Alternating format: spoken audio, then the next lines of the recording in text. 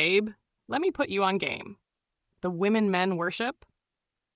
The ones who have men paying their bills, spoiling them with gifts, booking trips just to see them smile? They're not the ones bending over backwards, sending good morning texts at 6 a.m., or rearranging their whole life for a man. They're the ones who make him feel like winning her over is the biggest achievement of his life, and the biggest risk if he messes it up. And the wildest part? They're not doing more. They're doing less. Today, I'm going to teach you exactly how to make men worship you without lifting a finger. I'm talking full emotional investment, gifts, commitment, and devotion, without you having to chase or beg for it. And if you stay with me until the very end, I'll give you the one game-changing technique that flips the power dynamic forever, to the point where he'll be terrified of losing you. Let's start with the truth no one's telling you. Men value what they work for. It's not just a saying, it's hardwired into their biology. Think about it. When a man finally lands a job he had to compete for, he treasures it. When he finally buys the car he saved years for, he polishes it every weekend. But if you just hand him something with no effort, it becomes background noise. And the dopamine, that pleasure chemical, is higher during the pursuit than the possession. This means the thrill is in the chase, not the catch. The moment a man feels like he has you completely, without having to earn it, his brain stops producing that chemical rush. But here's the trap women fall into. They meet a guy they like and instantly start overinvesting. They give him full access to their time, attention, and emotional energy in the first few weeks. They think, if I show him how amazing I am, he'll see I'm worth keeping. Wrong. He hasn't earned that yet. And if he hasn't earned it, he can't fully value it. Imagine this. You're a luxury sports car. The women who get worshipped? They're the ones men have to win at auction, competing against others, signing contracts, paying high maintenance. The women who get ghosted? They're the ones parked in the driveway with the keys in the ignition and the doors unlocked, saying, "Come drive me whenever you want." But you, sis, you're about to learn how to be the car he brags about owning and fears losing. Step 1. Magnetic feminine energy. First step, stop chasing, stop proving yourself, stop auditioning for the role of girlfriend or wife. Feminine energy is the opposite of pursuit. It's attraction. It's pulling him toward you without even moving. It's being so centered in your own life, so radiant, so self-possessed that he feels lucky just to be in your orbit. Now, don't confuse this with being passive. Feminine energy is active receiving. It's the smile when he opens your door, the soft thank you when he brings you coffee, the way you listen and make him feel like the only man in the room, for the moment. Evolutionary psychology tells us men are biologically wired to pursue. For thousands of years, their survival depended on competing for resources and mates. When you chase, you flip the roles, and you kill his drive to earn you. Here's a micro-action for you. The next time he texts, don't rush to reply. Let him sit in the unknown for 30 minutes, an hour, even longer. Make him feel that tiny pinch of what is she doing, who's she with, does she miss me? That's not playing games. That's letting him feel the natural tension that fuels attraction. But listen carefully. If you stop here, he might like you. He might even adore you, but he won't worship you. And worship, girl, requires mystery. Step 2, the power of mystery and boundaries. Mystery is the oxygen of desire. Without it, the fire goes out. When you first meet, he's curious. He's piecing you together like a puzzle. But if you dump the whole box of pieces on the table, every secret, every insecurity, every move, you kill the thrill.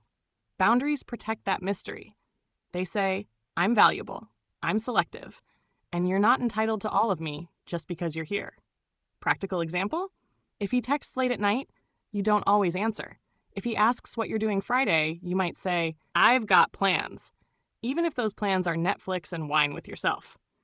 It's not about lying. It's about reminding him that you have a life beyond him. Reverse psychology works here too. The more you signal you're not fully available, the more his brain ramps up pursuit mode. He'll plan more, call more, give more, just to feel like he's winning you over. And in a minute, I'm going to give you the emotional anchor technique, the move that makes a man emotionally dependent on you. But first, girl, if your inner goddess is already stretching her wings right now, hit that like button, subscribe, and turn on the bell, because the next part, This is where things go from powerful to dangerous. Step 3, triggering his provider instinct. Every high-value man has a provider instinct. It's ancient, it's primal, and it makes him feel fulfilled when he's giving to you, whether it's time, resources, or protection. The key? You have to allow it. Stop being the independent-to-the-death woman who refuses help at every turn. I get it. You can do it all yourself. But letting him provide isn't weakness, it's strategy. If he offers to carry your bag, let him. If he wants to plan a date, let him. If he surprises you with something, receive it like it's the sweetest gesture you've ever seen. Here's the psychology. People value what they invest in. It's called the IKEA effect. We love the things we've built ourselves. When a man invests in you, he's building emotional equity. But don't get too comfortable. Not every man who acts generous is truly high value. That's why in step 5, I'll give you the invisible test that tells you if he's the real deal or just putting on a show.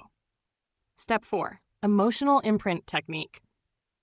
Now, the emotional anchor I teased earlier. This is how you make yourself unforgettable, even if he meets 1,000 other women. You do it by creating heightened emotional moments with him. A playful challenge that gets you both laughing until your cheeks hurt. A deep, vulnerable midnight talk where he opens up about something no one else knows. A spontaneous adventure that makes his heart race.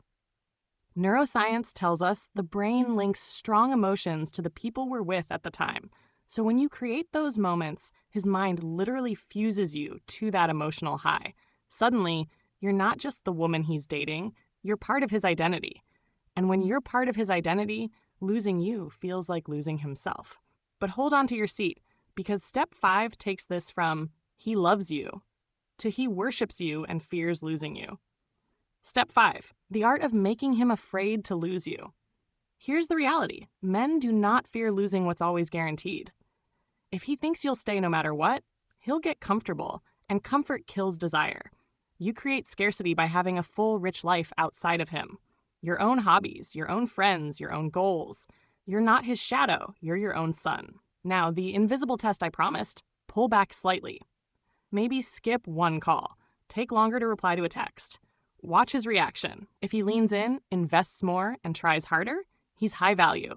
If he pouts, disappears, or tries to punish you, low value. Drop him.